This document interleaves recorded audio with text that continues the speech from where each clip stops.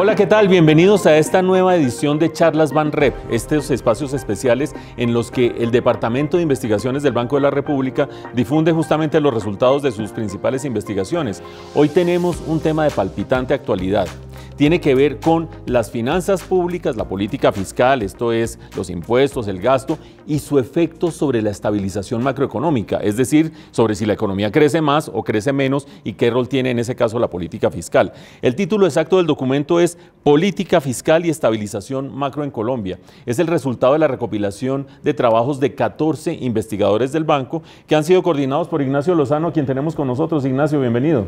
Muchas gracias, Mauricio, y muchas gracias a todos los asistentes por esta divulgación de estos trabajos de investigación del banco que analizan los problemas más importantes de la economía colombiana. Bueno, Ignacio, entonces, política fiscal y estabilización macro en Colombia. A uno como que el título le suena a que la política fiscal, que tiene dos instrumentos básicos que son gasto público e impuestos, puede con esos instrumentos ayudar a que el ciclo económico de crecimientos y descensos o desaceleraciones sea mayor, sea menor, se acentúe, no se acentúe. ¿Qué es en concreto lo que ustedes estudiaron en este trabajo? Muy bien, Mauricio. Mire, lo que básicamente hacemos es analizar cuál ha sido el manejo de los impuestos y de los gastos del gobierno para afrontar las épocas de bajo crecimiento, de recesión en la economía y también para prevenir los problemas que pueden surgir cuando la economía crece más allá de los niveles adecuados. Uno esperaría, Ignacio, que un gobierno que viera que la economía se está desacelerando, ayudar a acelerarla un poquito, ya sea bajando impuestos o haciendo gasto, o si ve que la economía se está recalentando, va demasiado rápido y está creciendo demasiado, ayude a frenarla un poco, ya sea subiendo impuestos o bajando gasto público. Esa es más o menos la lógica conceptual que uno esperaría. ¿Y qué encontraron ustedes en concreto?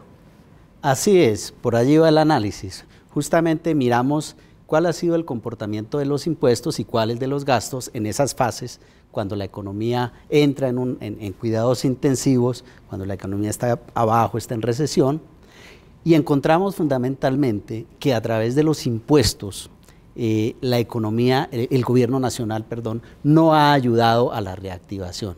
¿Para qué periodo? Bueno, realmente el periodo es bastante amplio, desde 1970 se toma la información. 50 años prácticamente. Pero nosotros tenemos la posibilidad de ir mirando cómo van evolucionando las tarifas de los impuestos directos e indirectos a través de las diferentes fases. Y lo que uno encuentra es que en promedio, en las fases de bajo crecimiento, los impuestos han subido. O sea que el gobierno con su política fiscal, en concreto con la política tributaria, lo que ha hecho es profundizar el ciclo. Si la economía se está frenando, el gobierno sube impuestos y la ayuda a frenar más. Es lo que se ha visto en la historia reciente en Colombia.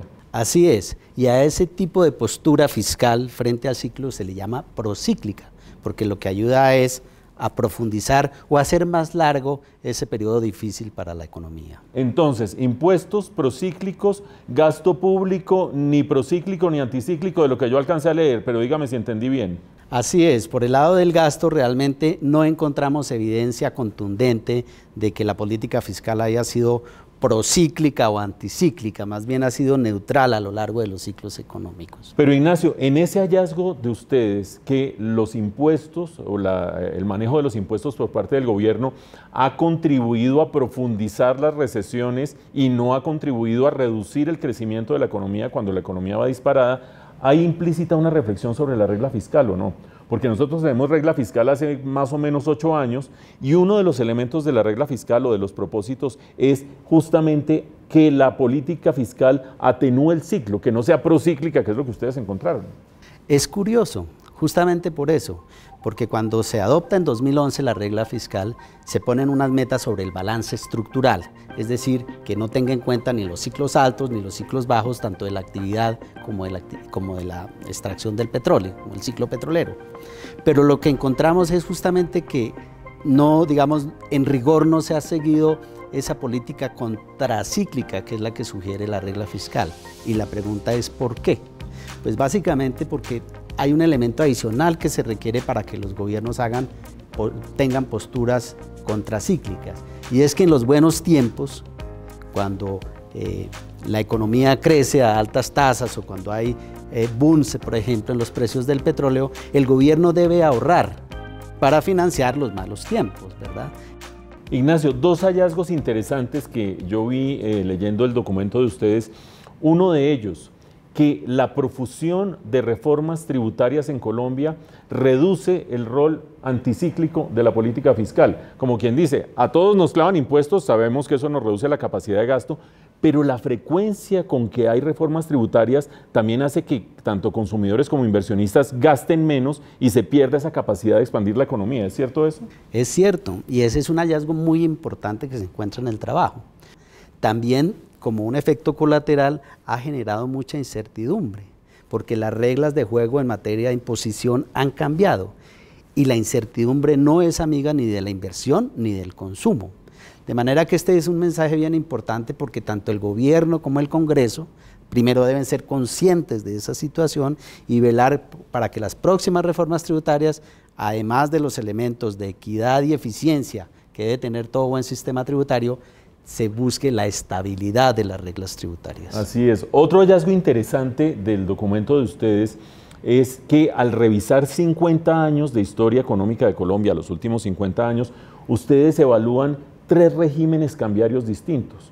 Una época en que había una tasa de cambio totalmente fija, lo cual hacía que la política monetaria se sujetara al logro de esa tasa de cambio fija.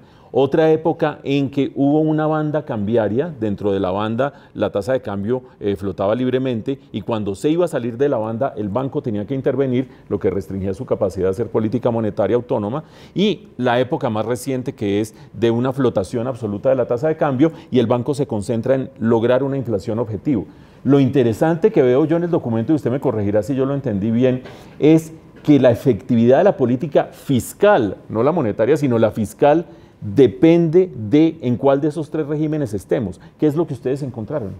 Se encuentra que en ese último régimen cambiario de flotación y de inflación objetivo del Banco de la República, el multiplicador del gasto público es mayor. Más efectividad de la política fiscal en la actividad económica. Exacto, el impacto del gasto sobre el crecimiento económico es mayor. Eso frente a los regímenes cambiarios anteriores.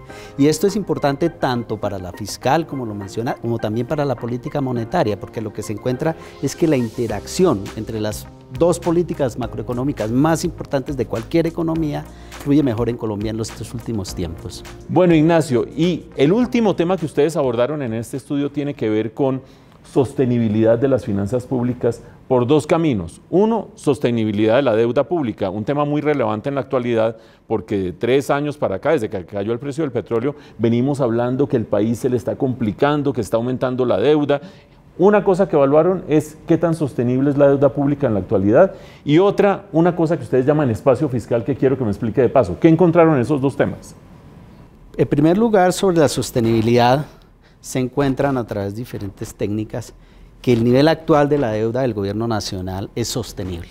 Luce sostenible, pero ojo, hay un semáforo amarillo. Hemos llegado a unos niveles históricamente altos. Hoy en día la deuda del gobierno nacional supera los 45 puntos del producto. Esos niveles los tuvimos 15 años atrás cuando las finanzas públicas fueron frágiles. Entonces, por ese lado se encontró que son sostenibles. Por el lado... Sostenibles pero altas, en todo caso. Sostenible la deuda, pero en niveles altos. Pero en un nivel alto con el semáforo amarillo. Con el semáforo amarillo, correcto. Ahora, este tema del espacio fiscal es muy interesante. ¿Por qué, Mauricio? Porque básicamente se trata de evaluar la capacidad que podría tener el gobierno en el mediano y largo plazo de conseguir más recursos para financiar el gasto. A futuro va a haber presión de gasto público por el envejecimiento de la población y por otras razones. Este tipo de economías tienden a tener más gasto público en sus procesos de desarrollo. Entonces se evalúa qué tan posible es que en el mediano y largo plazo el gobierno pueda adquirir mayores recursos. Y esos mayores recursos se pueden obtener por 2 vías, o por vía de mayor carga tributaria, mayores impuestos, o por la vía de más deuda, ¿cierto? Entonces en el trabajo exploramos esos 2 caminos para mirar el espacio fiscal. Y les da un espacio fiscal razonablemente bueno, con incertidumbre en términos de deuda, y en impuestos, ¿qué les da? En impuesto hacemos una cosa muy interesante, Mauricio, porque para mirar el espacio fiscal por el lado de la tributación a mediano y largo plazo, pues hay que pensar en alguna aproximación que le permita a uno mirar hasta dónde se puede aumentar los recaudos tributarios.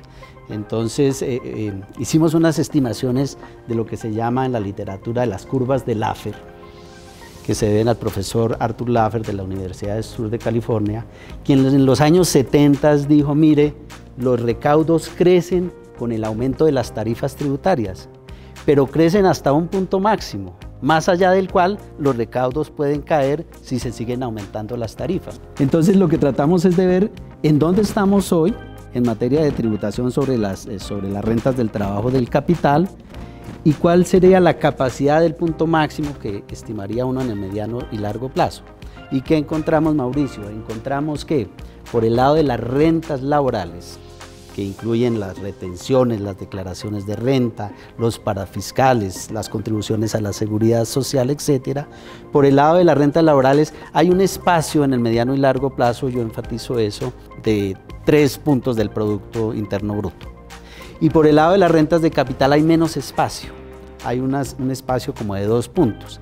De manera que si uno tiene en cuenta esos dos fuentes de recursos, el gobierno en el mediano plazo podría contar con un espacio fiscal de 5 puntos, lo cual acercaría la economía un poco más hacia los estándares de los países de la OECD. ¿Qué implicaciones tiene? Por supuesto, hay que revisar las tarifas para el trabajo y para el capital, pero hay que hacer un esfuerzo en ampliar las bases, incluir más contribuyentes, también por el lado de la evasión fiscal y de la gestión de la DIAN. Las comisiones de ingreso público que han tenido el país en los últimos años han dado pautas sobre qué hacer por cada uno de estos frentes.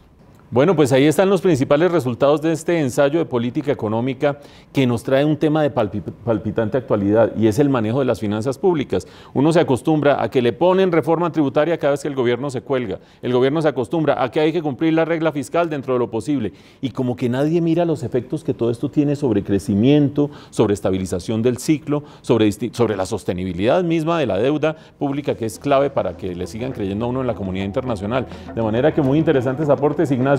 Y dele mis saludos, agradecimientos y felicitaciones a sus 14 investigadores. Ignacio, muchas gracias. Muchas gracias, Mauricio, y muchas gracias a todos los asistentes.